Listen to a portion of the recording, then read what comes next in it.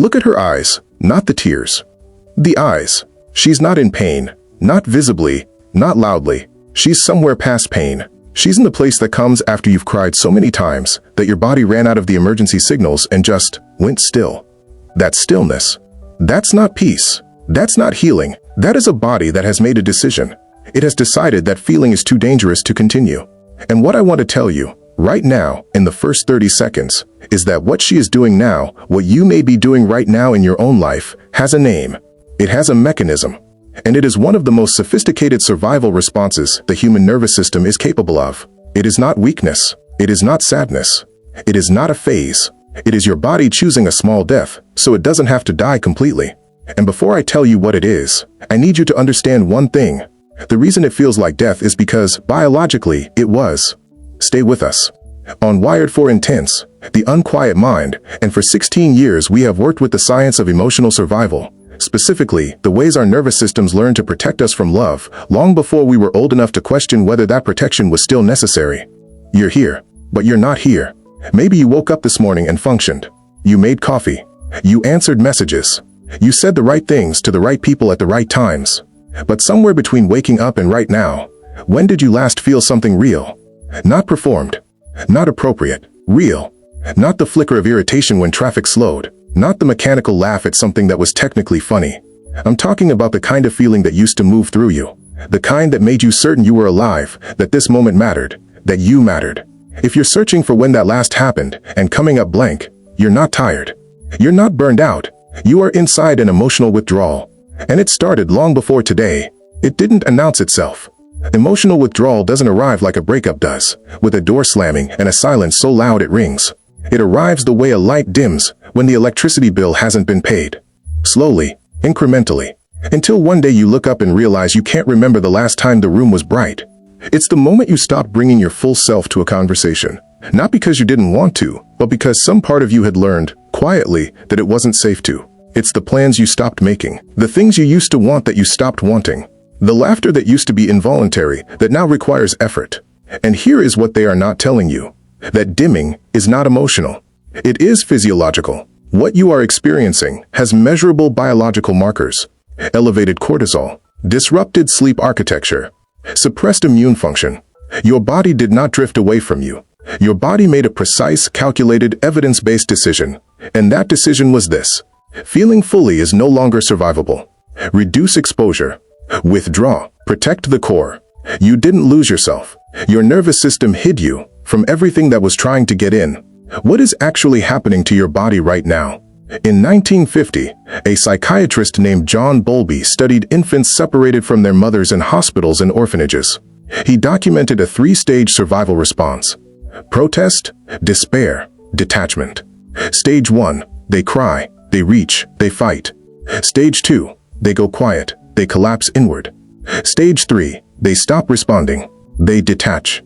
Every adult experiencing severe emotional withdrawal is running this exact same program, just with a more sophisticated internal commentary running on top of it, telling you you're fine, telling you you're healing, telling you the quiet is peace. It isn't peace. It is stage 3. And here is what nobody in this space is saying. The reason emotional withdrawal feels like death, literally, physically, in your chest and your body and your sleep, is because evolutionarily, separation from your attachment figure was death. For 99% of human prehistory, being cut off from your primary bond meant predation, starvation, abandonment in the wilderness. Your nervous system never evolved to distinguish between "I lost the relationship" and "I have been left alone to die." It responds to both with the same emergency protocol. You are not overreacting. You are running a survival program that is 200,000 years old, and it is running without your permission. Why this cannot wait? Here's the part one need you to hear, because they will not say it this clearly. Emotional withdrawal has documented physical consequences, not metaphorical ones. There is a cardiac event called Takotsubo cardiomyopathy, clinically called broken heart syndrome, where sudden emotional stress causes the left ventricle to temporarily change shape. It presents identically to a heart attack. It is real. It is measurable. It has a medical code. Chronic emotional withdrawal is associated with measurable immune suppression lasting weeks. Cortisol dysregulation accelerates cellular aging. You are not just sad. You are biochemically compromised. And treating it as purely emotional is like treating a broken leg with affirmations. But here is the more urgent reason this matters right now. People in acute emotional withdrawal make life-defining decisions from inside a compromised neurological state. They go back to the wrong person. They leave the right one. They abandon careers. They make permanent choices from inside a temporary emergency. And each unresolved withdrawal lowers the threshold for the next one.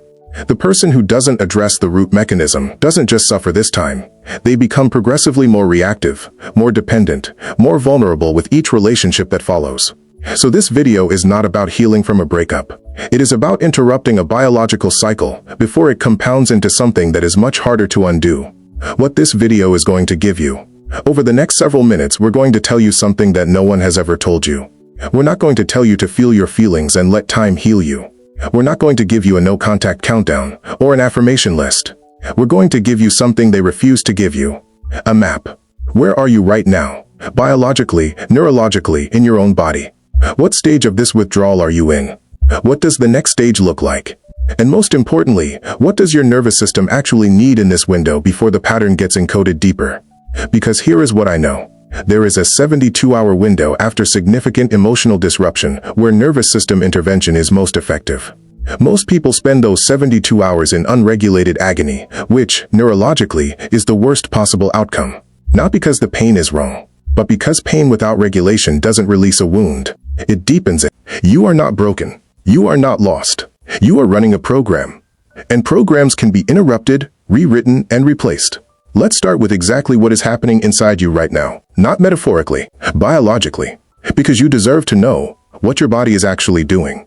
And once you know that, everything changes. You woke up and the coffee tasted the same. The light came through the same window. Your phone still worked. Your body still moved through the morning. Everything was technically present. And yet something fundamental was missing. And it wasn't them. It wasn't the relationship either. Not really. What's gone, what actually died, is the version of you that only existed inside that bond. The you who had a standing Saturday. The you who was somebody's first call. The you who felt chosen, specifically, out of everyone, by that one particular person. That self had its own texture, its own certainty, its own quiet confidence that it belonged somewhere. And now it doesn't exist anymore. Not because you failed, not because you weren't enough, but because the context that made that version of you possible has been removed. This is what the breakup content never says directly. You are not grieving them. You are grieving yourself. A specific, irreplaceable self. One who can't simply be recovered by moving on or leveling up or becoming your best version. That self is gone. And here is why it maps so precisely onto death. Because it is death. And it deserves to be mourned as one. Here's what's hard to sit with. The withdrawal didn't start when they left. It started long before that. Maybe months before, maybe years. In all the small moments you decided it was safer to say less. To need less. To be less. You learned, slowly and without any formal instruction, which version of you was welcome in that relationship. Which feelings landed well, and which ones created distance, or silence, or that particular look that made you feel like a problem to be managed. So you edited, you curated. You brought the acceptable parts forward and quietly folded the rest away. Not dramatically, not consciously, just incrementally. The way you stop mentioning a room in a house that always seems to upset people. You were still there. You were still showing up, still trying, still saying the right things. But you were performing presence instead of feeling it. And at some point, the performance became the only version you could access. The breakup didn't create that emptiness. It just removed the last structure you were using to feel like yourself. The relationship, even at its most painful, was still something to organize around. Something to be in.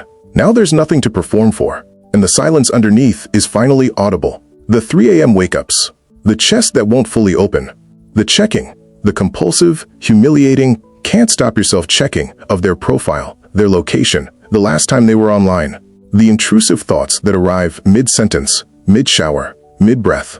With a precision that feels almost cruel, you have probably told yourself some version of, I shouldn't be this affected. I need to get it together. This is pathetic. It isn't. Not even slightly. What you are experiencing is an emergency survival program executing exactly as designed, just on information that is no longer accurate. The oldest part of your brain, the part that predates language and reasoning, and every coping strategy you've ever learned, cannot distinguish between, my relationship ended, and, I have been abandoned in the wilderness to die.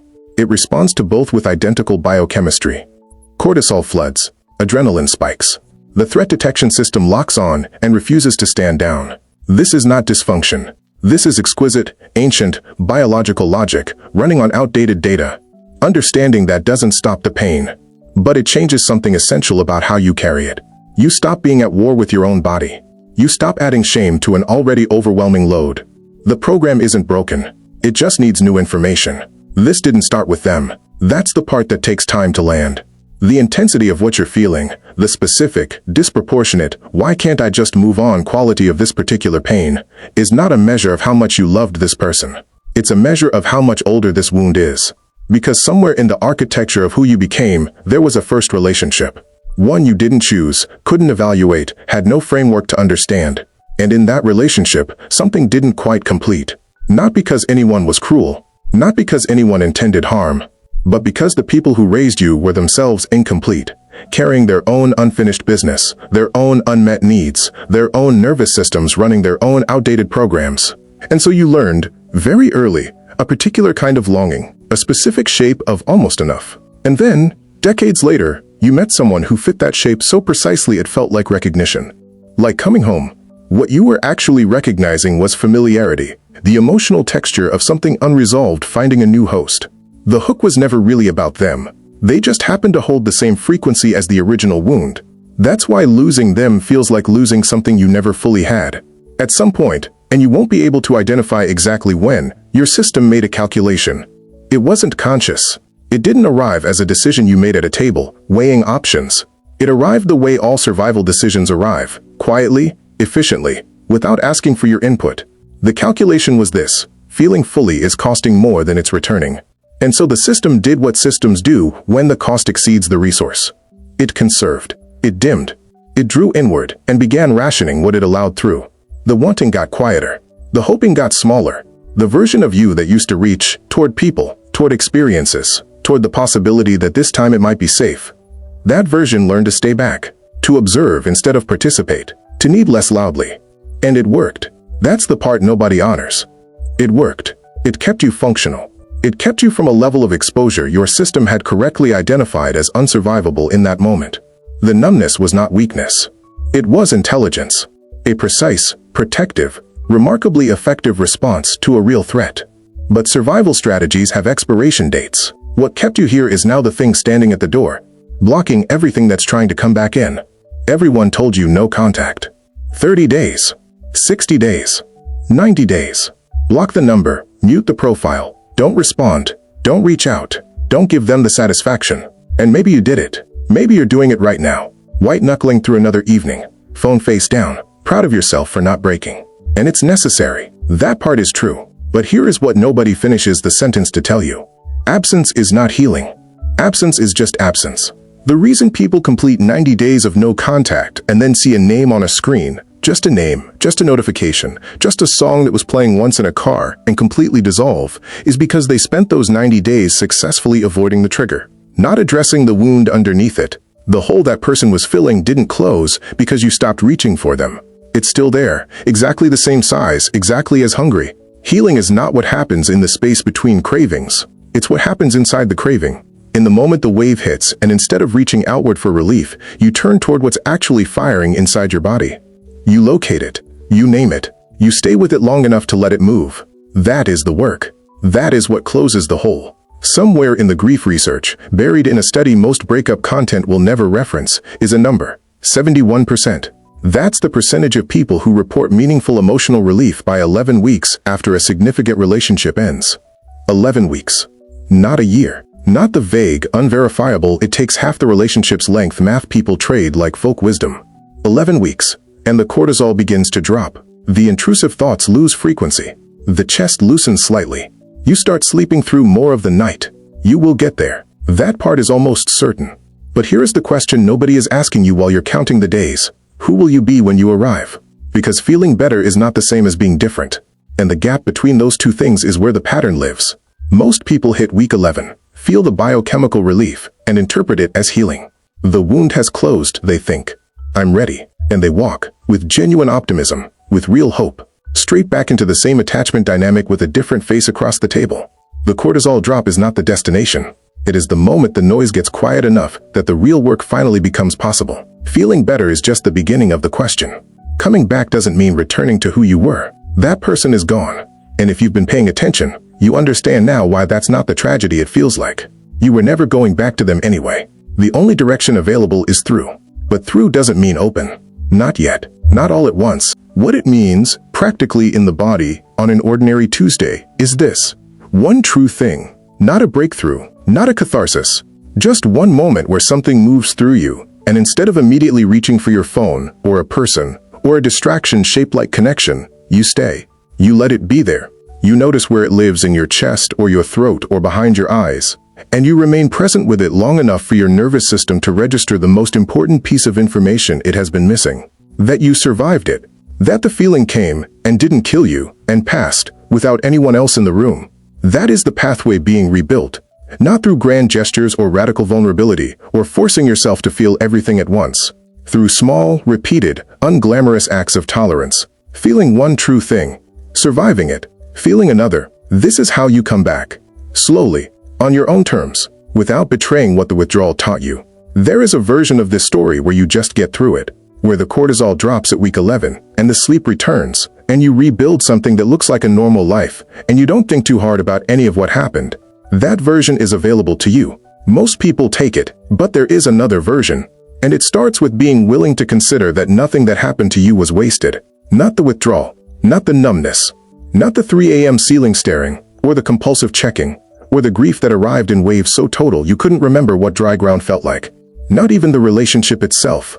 Not the beautiful parts, not the parts that broke you, not the version of yourself you lost inside it. None of it was accidental. All of it was information. The withdrawal wasn't a malfunction. It was an incomplete thing, finally running out of room to stay hidden. The pain wasn't punishment.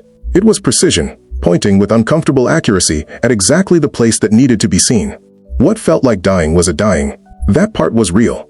But what died was a version of you that was never going to be able to take you where you actually needed to go. A version built on an old wound's logic. A version that confused familiarity with love, and intensity with connection, and being needed with being chosen. That version couldn't come with you. And somewhere beneath the grief, if you get quiet enough, you already know that. Join the Wired for Intense community as we move from frozen to felt. Subscribe, like, and share your story in the comments to keep learning the language your body has been speaking all along. The difference between people who come out of this transformed and people who come out of it merely recovered is not talent or resilience or the right therapist. It is simply this. A willingness to sit with what the death was trying to tell them long enough to actually hear it. You are not on the other side of a loss. You are at the beginning of an arrival.